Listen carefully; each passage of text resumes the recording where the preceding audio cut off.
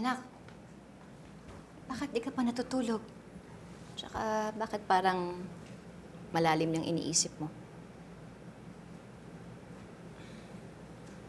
Iniisip ko lang po, Nay. Ba't po kaya galit na galit sa'yo si Ma'am Moira?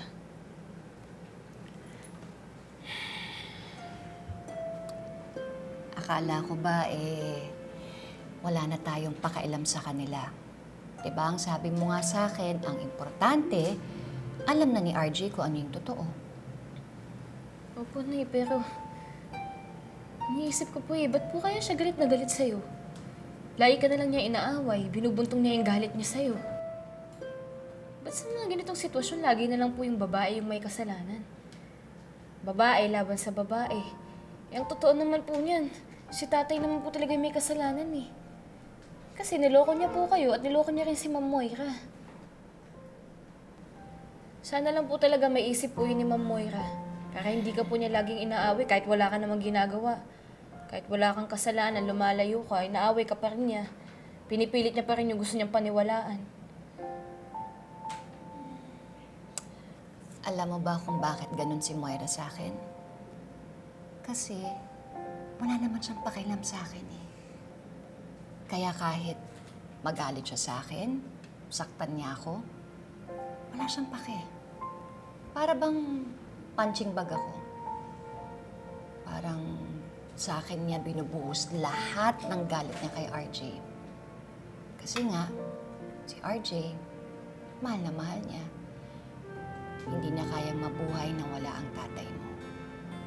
Kaya sa akin na lang siya nagagalit.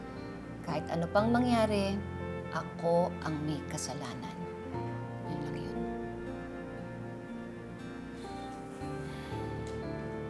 Ang unfair lang, Nay.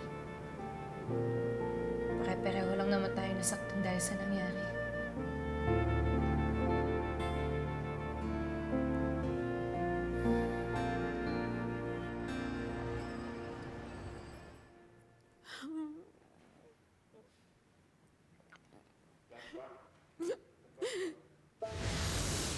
Ang kapal na mukha mo as if wala kang kasalanan dito.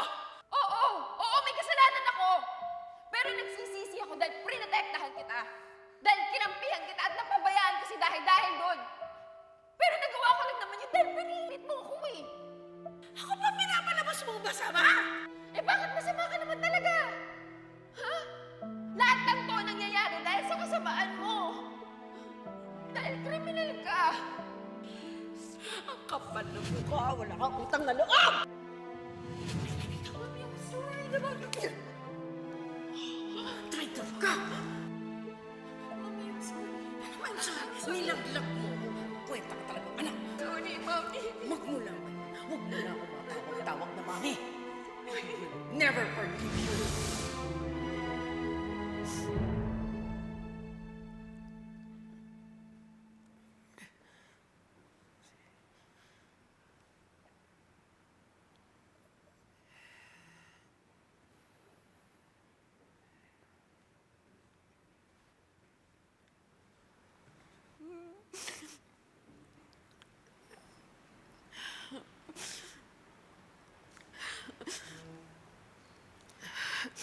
Sabi ni Raynon, daddy's girl ka raw.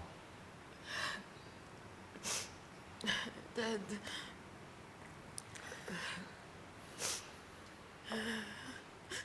Lagi ka daw sumasama sa akin kahit saan ako magpunta. Lalo na sa ospital. Pero naging busy ako sa ospital. Kaya nawalan ako ng time para sa'yo. At minsan na lang daw tayo magkita. Okay lang po yun, Dad. I'm sorry, Zoe. I keep blaming your mom. Pero may kasalanan din ako sa'yo. Dahil hindi kita nagabayan at nabantayan. Kaya ka na-manipulate ni Moira. At may kasalanan din ako kay Moira. Dahil nagloko ako. I was the one who started this mess that ruined our life. Our family. Your mom. Dahil sa pagkakamaling yun, nawalan na ng tiwala yung mami mo sa akin. At yung distrust, naging selos. Hanggang naging paranoia. Hanggang naging violence. At ang dami nang nadamay, pati ikaw. I have sinned. But I'm only accountable for my own sins and not of your mom's. Pero Dad, kung parehas naman kayo nagkasala, bakit hindi mo mapatawad si Mami? Kung ikaw ba nasa posisyon ko, mapapatawad mo ba siya? Yes! Yes, Dad. Para sa pamilya natin. Family is an overused and overrated excuse, Zoe. Besides, two broken people can't be in a relationship. They'll only end up breaking each other more. Pero Dad, please. Kahit isang beses lang, please, try mo. Please, patawarin mo si Mami.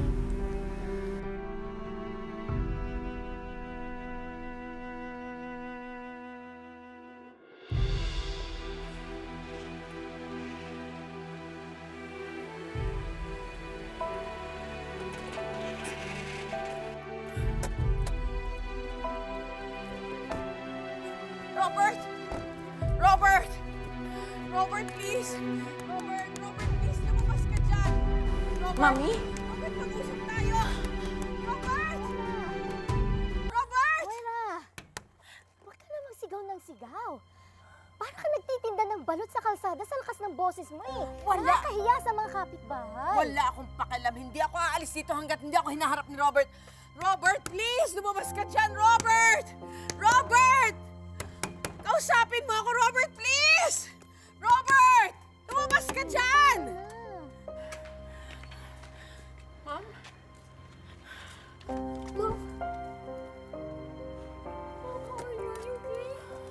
Anong ginagawa mo dito? Di ba sinabi ko sa'yo na tapos na tayo? Robert, please. Ang bilis mo namang bumitaw, Robert. Please, pag-usapan natin. Please, patawarin mo na ako, please. Nagsasayang ka lang ng laway. Ano bang gusto mong gawin ko? Magmakaawa? Lumuhod? Ano gagawin ko yung lahat para sa'yo? Patawarin mo lang ako. Sinaktan mo rin naman ako, di ba? O di, sige, sorry. Sorry sa mga kasalanan ko. Sorry sa mga nagawa ko sa'yo. Robert, para sa akin wala na yun. I forgive you. You see, ganun kadaling gawin yun eh. Bakit hindi mo magawa yun para sa akin? Ha? Sige. Ihuhulog muna kita sa hagdan hanggang magka-amnesia ka. Hindi ko makakalimutan ang ginawa mo, Moira. At hindi kita mapapatawad. How can I live with someone who has harmed me, kept the truth, and may ugaling ganyan? Kaya umalis ka na. I am moving forward, yes. But not with you.